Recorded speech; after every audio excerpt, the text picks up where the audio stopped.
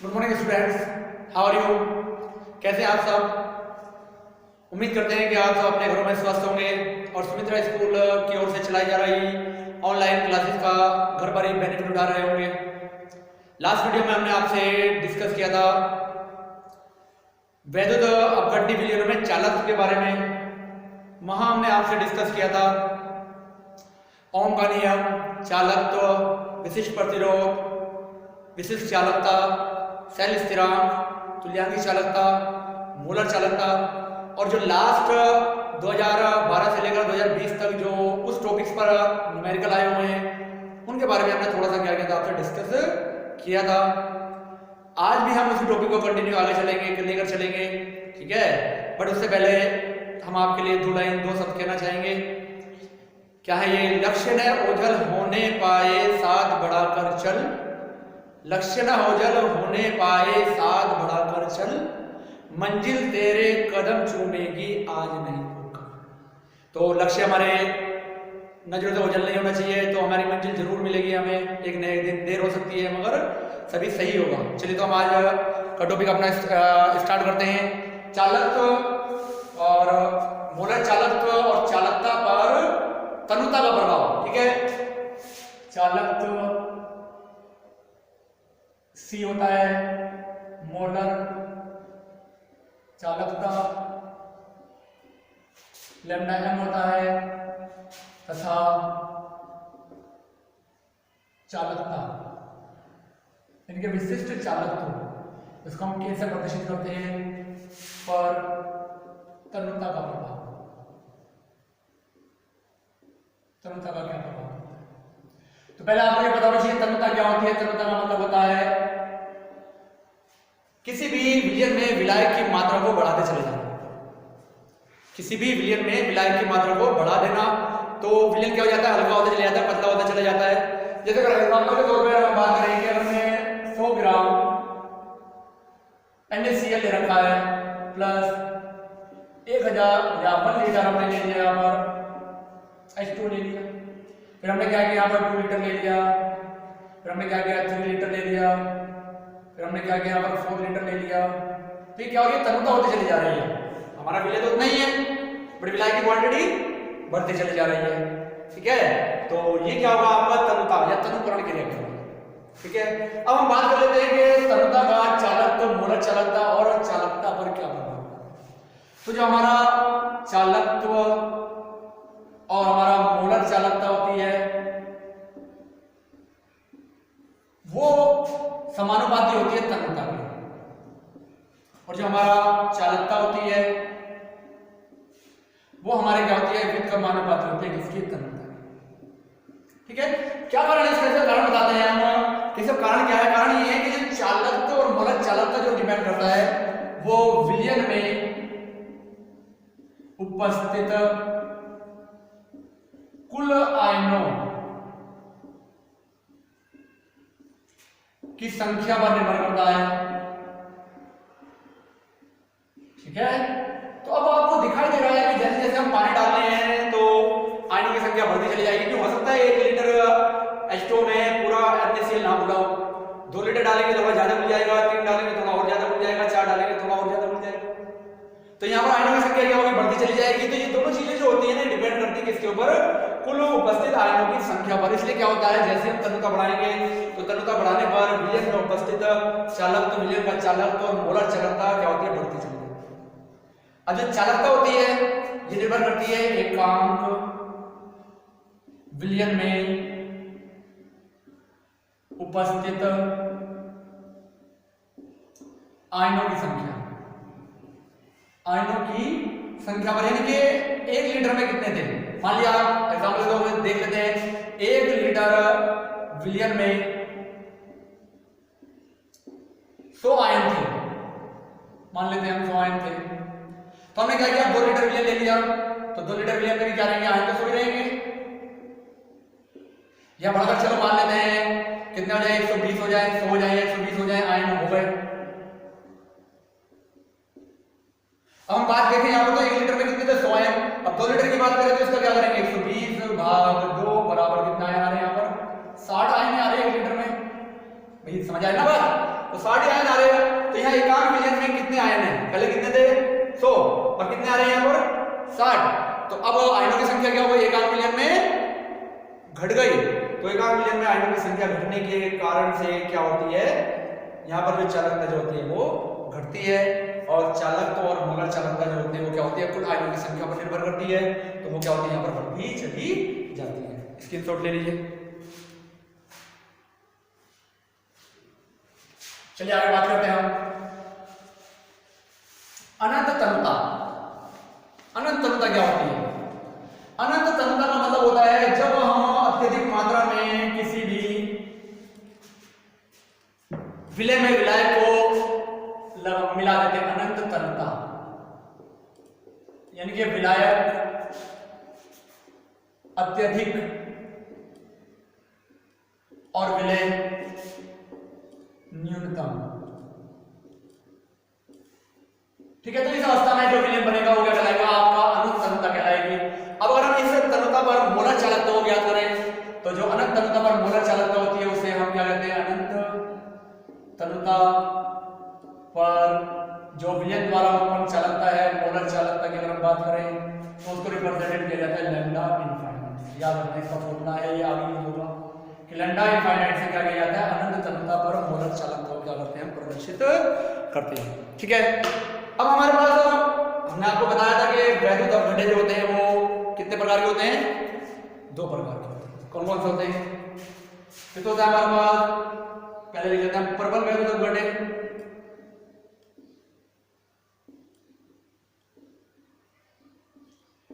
दूसरा होता है हमारे पास दुर्बल वैद्युत अवघटे।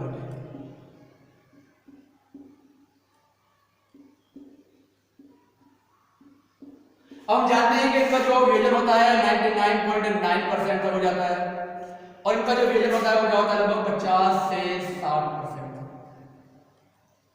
तो जब हम क्या करेंगे? तनुता बढ़ाएंगे, तनुता बढ़ाने पर आयनन में आंशिक परिवर्तन होगा। आंशिक परिवर्तन होता है क्योंकि देखो पहले 99.9% है तो 0.01% बचा हुआ है। अब इसका क्या होगा? आयनन होगा तो बहुत आंशिक होगा, लेकिन यहाँ पर क्या है? 50 से 60% है, यानी कि 50 से 60% है।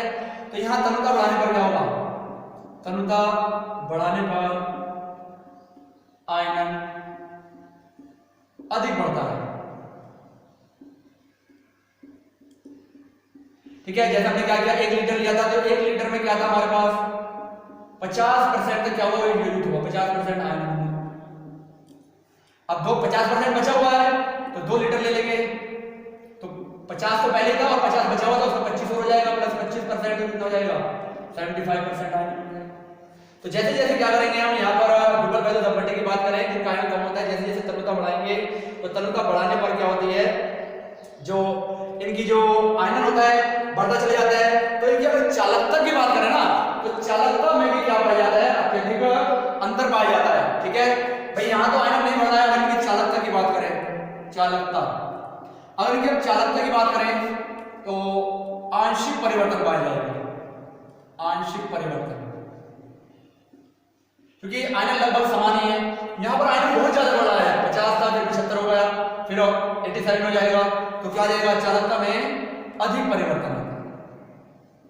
तो जब हम चालकता ज्ञात करते हैं तो चालकता ज्ञात कर भी हमें पता चल जाएगा कि हमारा जो वैद्युत अवघट पदार्थ था वो हमारा दुर्बल वैद्युत अवघट है या हमारा प्रबल वैद्युत अवघट है। अगर चालकता में अत्यधिक मात्रा में क्या आ रहा है? अंतर आ रहा है, तो वो हमारा क्या होगा? दुर्बल वैद्युत अवघट पदार्थ होगा। और अगर चालकता में हमारा अल्प अंतर आ रहा है, कम अंतर आ रहा है, तो वो क्या होगा? हमारा प्रबल वैद्युत अवघट पदार्थ होगा। ठीक है, एग्जांपल देख लेते हैं दो किस प्रकार से दुर्बल वैद्युत अवघट और प्रबल वैद्युत अवघट की चालकता में किस प्रकार से क्या पाया जाता है? अंतर पाया जाता है। ठीक है, यहाँ लिख लेते हैं प्रबल वैद्युत अवघट।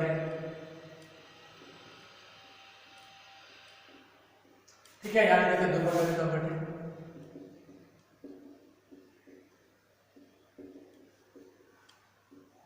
ठीक है, एग्जांपल्स ले लेते हैं हम, एक दो एग्जांपल देख लेते हैं। एग्जांपल के रूप में हम देख लेते हैं, हमने लिया पहले 0.1 इसकी जो चालकता मिली 129.0 सीमेंस सेंटीमीटर इनवर्स। 0.1 एम की हमने क्या किया 0.001 एम के इससे ले लिया, यहाँ कितनी मिली 146.9 siemens centimetre inverse. First example. Second example ले लिया हमने 0.1 एम CH3COON ले लिया, फिर ले लिया 0.001 एम CH3COON ले लिया। तो यहाँ पर जो चालकता थी पहले कितनी थी 72.8 सीमेंस सेंटीमीटर इनवर्स, और यहाँ पर कितनी आ रही है 28.5 सीमेंस सेंटीमीटर इनवर्स। तो दिखाई दे रहा है यहाँ पर 129 से 146 हो रही है और ये 72 से 88 हो रही है, तो ज्यादा अंतर नहीं आ रहा चालकता में। बट अगर हम दुर्बल वैद्युत अपघटन की बात करें तो हम देखते हैं फर्स्ट 0.1 एम CH3COOH के बारे में बात करें तो कितनी थी इसकी 5.2 सीमेंस सेंटीमीटर इनवर्स, और यदि हमने क्या किया 0.001 एम CH3COOH लिया तो कितनी हो गई 49.2 सीमेंस सेंटीमीटर इनवर्स में। तो अत्यधिक मात्रा में अंतर आ गया। सेकंड एग्जांपल देख सकते हैं हम 0.1 एम NH4OH ले सकते हैं, तो बराबर कितना आ जाएगा 3.6 सीमेंस सेंटीमीटर इनवर्स, और 0.001 एम NH4 लेते हैं तो यहाँ कितना आ जाएगा 4OH लेते हैं तो यहाँ आ गया 34.0 सीमेंस सेंटीमीटर इनवर्स। इस प्रकार से आपको दिखाई दे रहा है, ठीक है, कि दुर्बल वैद्युत अपघटन और प्रबल वैद्युत अपघटन की चालकता में कैसे अंतर आ रहा है। यहाँ तो आंशिक अंतर आ रहा है, अल्प अंतर आ रहा है, थोड़ा सा अंतर आ रहा है, यहाँ अत्यधिक मात्रा में क्या आ रहा है अंतर आ रहा है। तो इस चालकता में अंतर के आधार पर भी आप प्रकृति को ज्ञात कर सकते हैं कि हमारा दिया गया जो भी हमारा विलयन है उसके अंदर प्रबल वैद्युत अपघटन मिला हुआ है या उसके अंदर दुर्बल वैद्युत अपघटन मिला हुआ है, ठीक है। स्क्रीनशॉट इसका ले लीजिए। फिर नेक्स्ट आगे हम स्टार्ट करते हैं।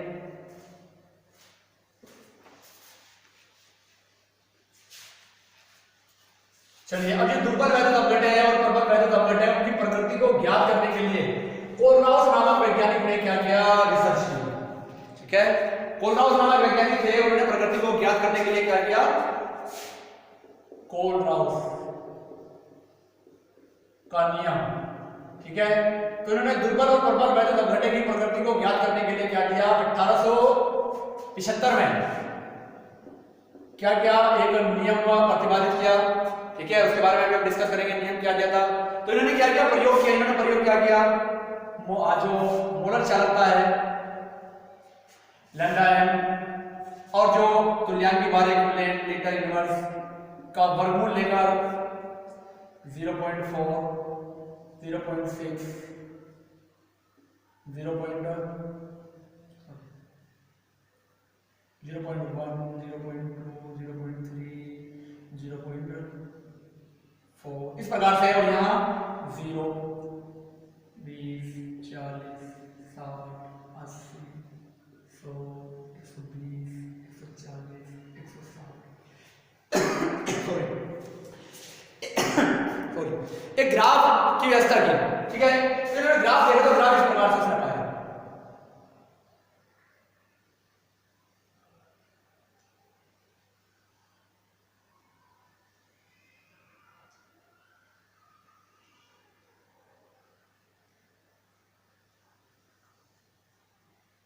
इस प्रकार से ग्राफ पाए KCl और AgNO3 Na2SO4 CuSO4 CH3 COH NH4। तो इसने देखा क्या देखा कि कुछ की तो मोलर चालकता में क्या कोई ज्यादा अंतर नहीं आ रहा है, सांद्रता कोई प्रभाव नहीं पड़ रहा था।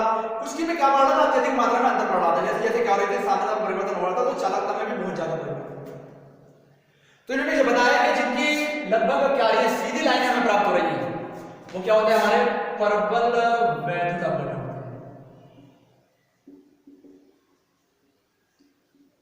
और जिनकी बहुत ज्यादा कर्व में आती है वो क्या होता है हमारे पास दुर्बल वैद्युत अपघटन। क्योंकि प्रबल वैद्युत अपघटन पदार्थ जो होते हैं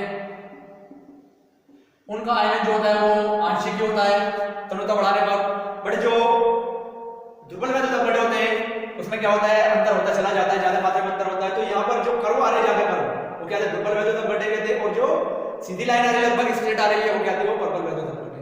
तो इन्होंने क्या किया, एक फॉर्मूला इन्होंने क्या किया था, प्रतिपादित किया था कि किस प्रकार से हम कर सकते हैं लैम्डा सी, ठीक है, किसी भी आयन यानी कि कैथोड और एनोड की हम क्या करेंगे, जो चालकता निकालेंगे उसके बारे में इन्होंने क्या दिया, फॉर्मूला दिया, तो क्या करेंगे, lambda infinite minus B root सी,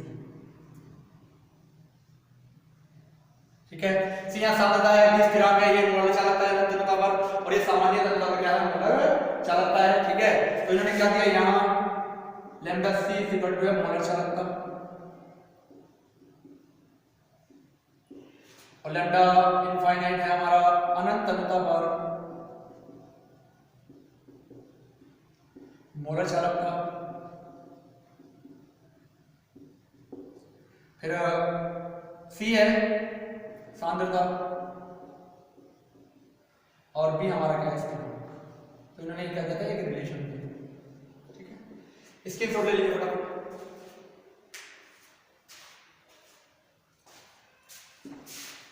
अब आगे ये जो फॉर्मूला इन्होंने दिया था, ये तो कोई भौतिक आधार नहीं था, कुछ भी भौतिक सत्यापन नहीं था, तो इसे मॉडिफाइड किया आंसेगर नामक वैज्ञानिक ने, ठीक है। तो आंसेगर नामक वैज्ञानिक जो थे 1923 में कोलराउस के समीकरण को आंसेगर नामक वैज्ञानिक ने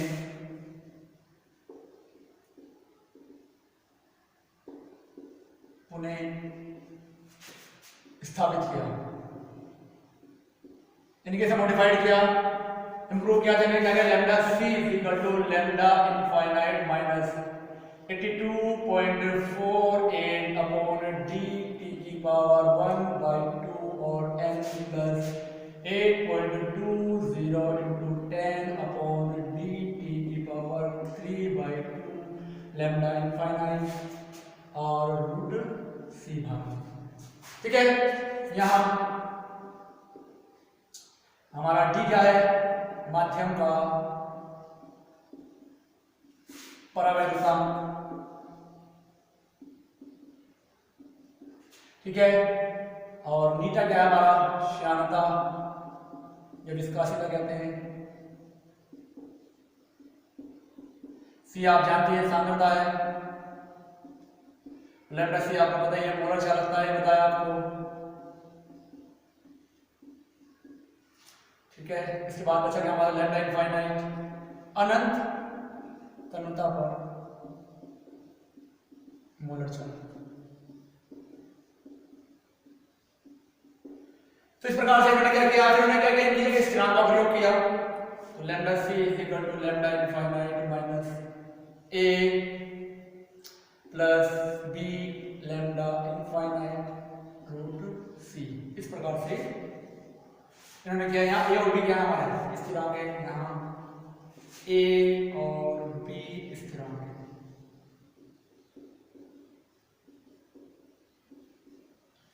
ठीक है। तो इस प्रकार से आपसे करने क्या बोल रहा है, उसके नियम को जो था वो परसेंट ने स्थापित किया था, इसके जोड़ देने के फटाफट आवश्यक।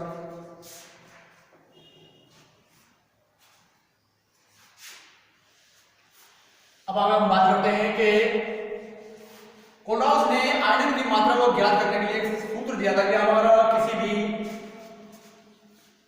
पदार्थ की आयरन की मात्रा को क्या करना चाहिए, ज्ञात करना चाहिए, ठीक है। तो हम क्या कर सकते हैं, एक फॉर्मूला दिया था आयरन की मात्रा को ज्ञात करने के लिए, आयरन की मात्रा, ठीक है, आयरन की मात्रा अल्फा अगर हम ज्ञात करना चाहें तो क्या हो जाएगा, लैम्डा सी अपॉन लैम्डा इनफाइनाइट, यानी कि जो आयरन निकालना है, जो सामान्य मोलर चालकता है और जो अनंत तन्यता पर मोलर चालकता है, ठीक है, उसके आधार पर क्या कर सकते हैं, हम इसे क्या कर सकते हैं, ज्ञात कर सकते हैं, ठीक है। दूसरी कंडीशन इन्होंने क्या बताई, इन्होंने बताया कि बहुत सारे यौगिक ऐसे होंगे, वैद्युत अपघटन ऐसे होंगे जिनमें क्या होगा, उभयनिष्ठ आयन होंगे।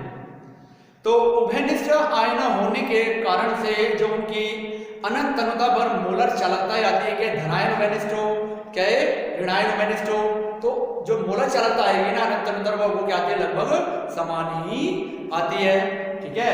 तो लिख सकते हैं, लिखना चाहे ओबेलिस्क आयन रखने वाले वैद्युत अपघटे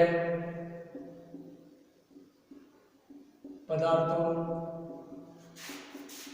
की अनंत तन्यता पर मोलर चालकता लगभग समान होती है। ठीक है, फॉर एग्जाम्पल दे सकते हैं किस प्रकार से समान होती है, एग्जाम्पल लिख देते हैं, हम बता देते हैं तो आपको। ठीक है, तो यहां लिख लेते हैं हम विद्युत अपघटे उभयनिष्ठ ऋणायन लेते हैं, ऋणायन। ठीक है, lambda infinite minus lambda infinite, यहाँ लेंगे हम KCl और LiCl। तो मैंने Cl है तो K और यहाँ लेंगे K और माइनस क्या जाएगा हमारे पास यहाँ पर हमारा Li हमारे पास क्या जाएगा। ठीक है, पहला एग्जाम्पल से ले लेते हैं, दूसरा ये ले लेते हैं KNO3 और LiNO3। तो इसमें क्या है, सेम है, इसमें क्या है, सेम है। तो यहाँ पर जो मोलर चालकता मिली, यहाँ मिली 149.86 और 115.03, तो अंतर कितना आया 34.8। ठीक है, अब इसकी बात करते हैं, यहाँ कितना था 144.96 और 110.13, तो कितना मिलेगा 34.8। तो दोनों में यहाँ पे देखो, यहाँ भी इतनी आ रही है और यहाँ भी इतनी आ रही है। कब क्या है, जब ऋणायन हमारा समान आ रहा है। अगर हमारे पास क्या है विद्युत अपघटे उभयनिष्ठ धनायन रख लें, तो धनायन ऋणायन कोई से भी हो सकता है। ठीक है, तो lambda infinite minus lambda infinite, क्या लिया इन्होंने Cl और NO3 माइनस लिया। ठीक है, तो अब देख लेंगे हम क्या है, यहाँ पर 115.03 और कितना है 110.10, तो अंतर आ रहा है यहाँ पर। तो इनका कितना है कंपाउंड लेंगे, तो मैंने LiCl और LiNO3, नीचे आपका KCl और KNO3, तो यहाँ Li कॉमन है और यहाँ K कॉमन है, तो यहाँ कितना आ जाएगा आपका 115.03 और 110.10, अंतर निकालेंगे तो आएगा 4.9। नीचे वाले में देख लो 149.86 और 144.96 है, यहाँ आ रहा है 4.9। तो अंतर देखो दोनों लगभग क्या है, समान आ रहा है।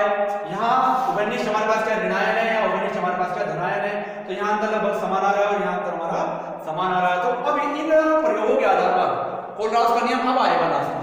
ठीक है, कि कोलराउस का नियम क्या है, स्क्रीनशॉट ले लीजिए, तो फिर आपको कोलराउस का नियम की डेफिनेशन।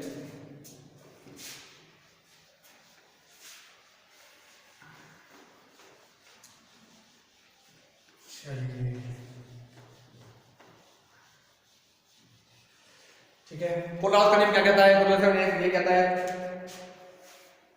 किसी भी वैद्युत अपघटे की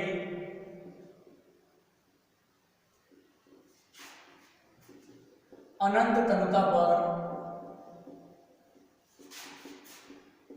मोलर चालकता उसके धनायन तथा ऋणायन के योगदान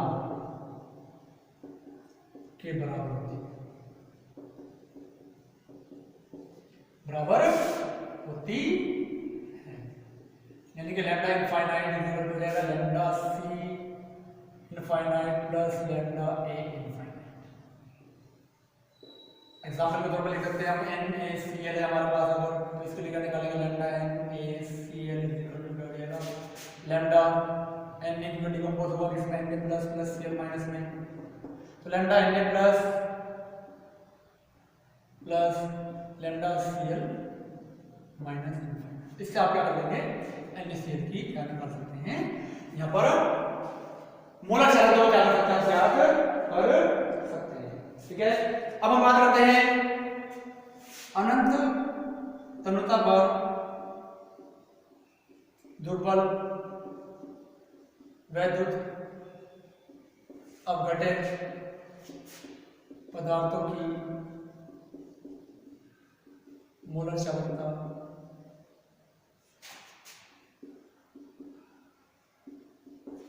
को का निर्धारण, यानी कि किस प्रकार से हम क्या कर सकते हैं, इसका निर्धारण कर सकते हैं। स्क्रीनशॉट ले लीजिए, फटाफट हम बता देते हैं। ठीक है, तो हमने बताया यहाँ पर ये है जैसे, तो आयनों की मोलर चालकता के द्वारा हम आसानी से ज्ञात कर सकते हैं। बहुत इंपॉर्टेंट है, क्वेश्चन आता रहता है इसमें से। अभी आपको इनके न्यूमेरिकल कराएंगे, देखना आप कई बार आया हुआ है न्यूमेरिकल। ठीक है, तो आयनों के मोलर चालकता द्वारा पहला क्या है, आयनों की मोलर चालकता,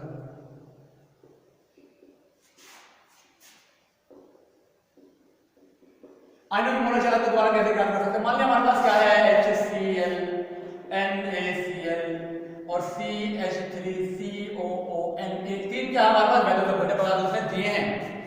ठीक है, तीन वैद्युत अपघट्य दिए हैं और आपसे कह रहे हैं कि CH3COOH की मोलर चालकता क्या है।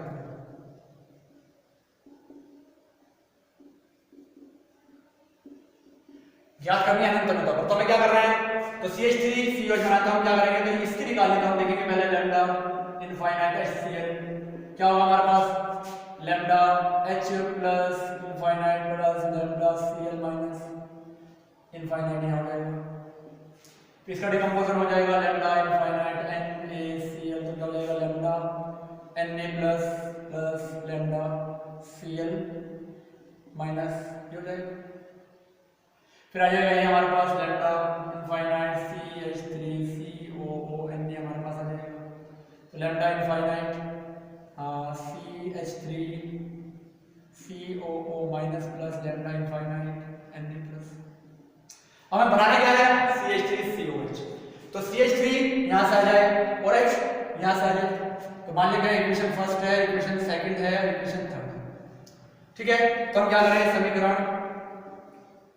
1 प्लस 3 माइनस 2 करने पर, ठीक है, तो हमारे पास क्या बचेगा, लैम्डा इनफाइनाइट CH3COOH बचेगा। कैसे बचेगा देख सकते हैं, एक लिखो पहले, जिनको छोड़ रहे हैं उनको पास लिखो, जिसको घटा रहे हैं उसको अलग लिख लो। Lambda infinite H plus plus lambda infinite Cl minus plus ये वाली लिख लो lambda CH3COO minus infinite plus क्या हो जाएगा, लैम्डा इनफाइनाइट Na प्लस, अब इसे माइनस करना है तो क्या हो जाएगा, minus lambda Na plus infinite minus lambda Cl minus infinite. ठीक है, तो अब ये प्लस का Cl, ये माइनस का Cl, ये प्लस का Na, ये माइनस का Na, कट गया, बचा क्या, ये लास्ट में क्या बचेगा आपका लैम्डा इनफाइनाइट CH3COOH क्या आ जाएगा, lambda H plus plus lambda CH3COO minus infinite. इससे आप निकाल सकते। ठीक है, स्क्रीनशॉट ले लीजिए फटाफट, पहला मेथड तो ये है। दूसरा चलो ये बता देते हैं, दूसरा कैसे ज्ञात कर सकते हैं, छोटा ही है। दूसरा है आयनों के अभिगमनांक द्वारा, आयनों के अभिगमनांक, अभिगमनांक क्या होता है, ठीक है, किसी आयन की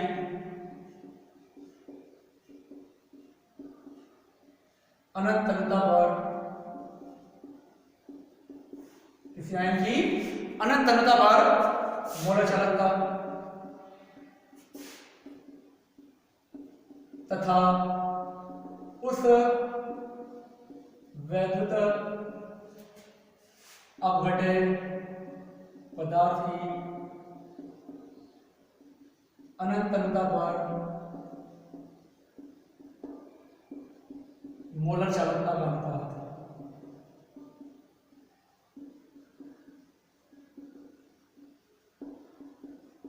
क्या कहलाता है, अभिगमनांक।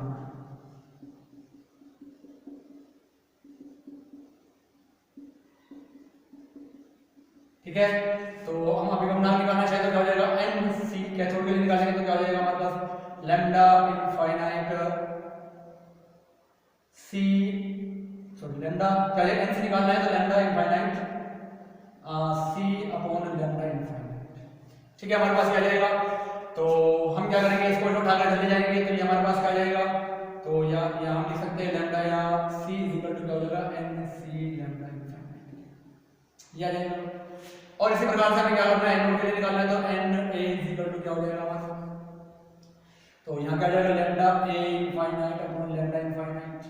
ठीक है, तो यहाँ क्या हो जाएगा आपको इसे उठाकर कर दिया तो lambda a infinite equal to n a lambda infinite.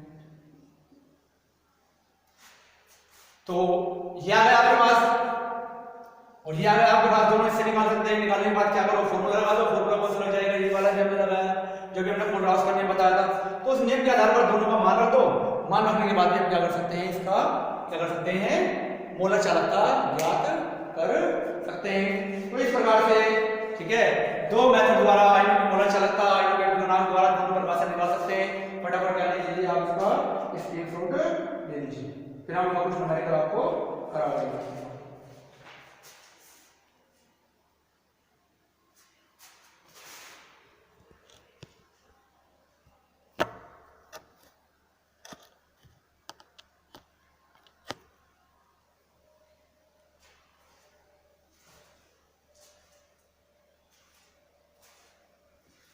चलिए आगे देख लेते हैं।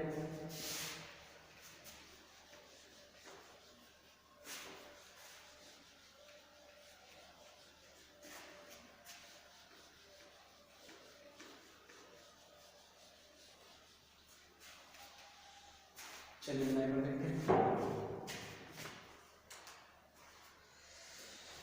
चलिए 2015 में न्यूमेरिकल आया हुआ है, देख लेते हैं।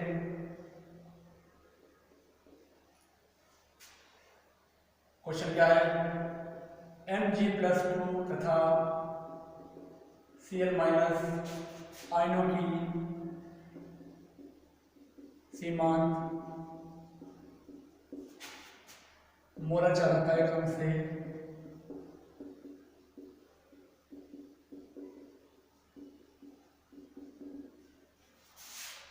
106.0 siemens centimetre square mole inverse metre inverse तथा 76.3 siemens centimetre square mole inverse तो मीटर इनवर्स है। तो MgCl की सीमांत मोलर चालकता है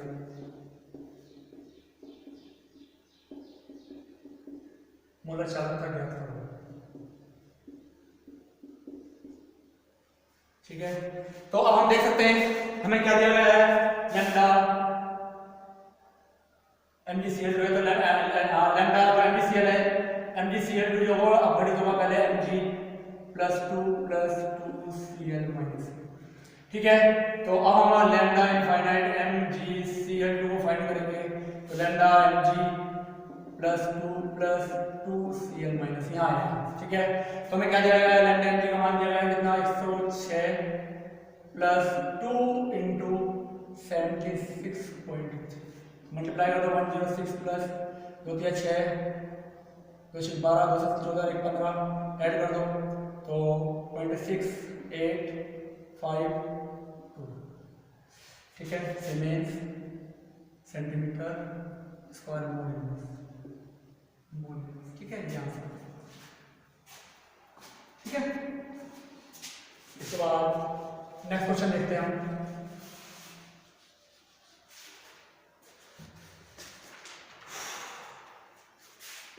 जो 2017 में आया हुआ है, NaCl, HCl और CH3COOH हेतु लैम्डा एन इनफाइनाइट का मान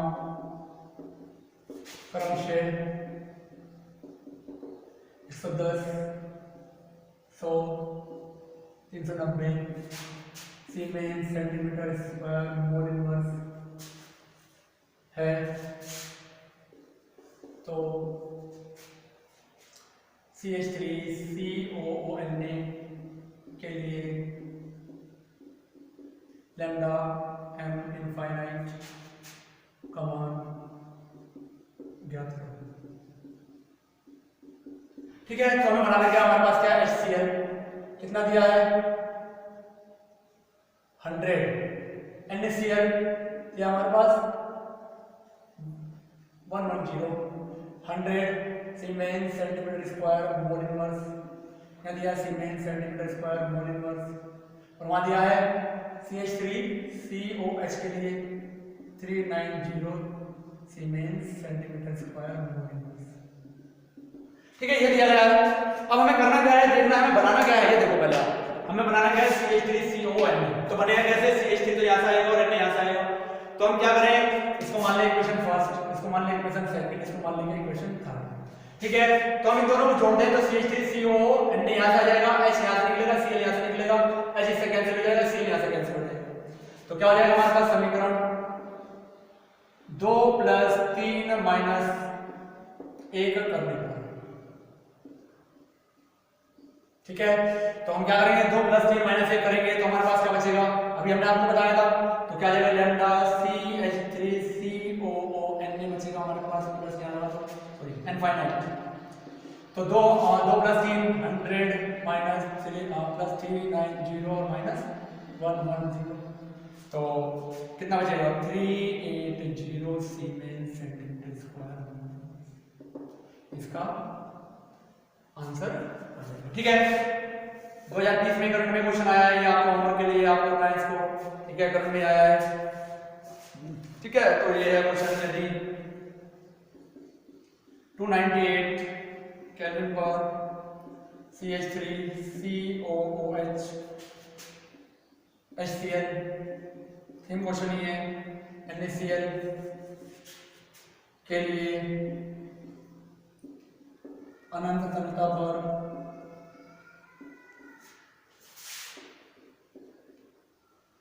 मोलर चालकता के मान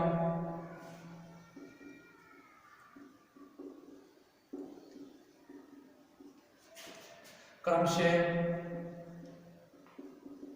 390.5, 425.4 और 126.4 siemens centimetre square mole inverse है। ठीक है, तो CH3COONA की अनंत तनता पर मोलर चालकता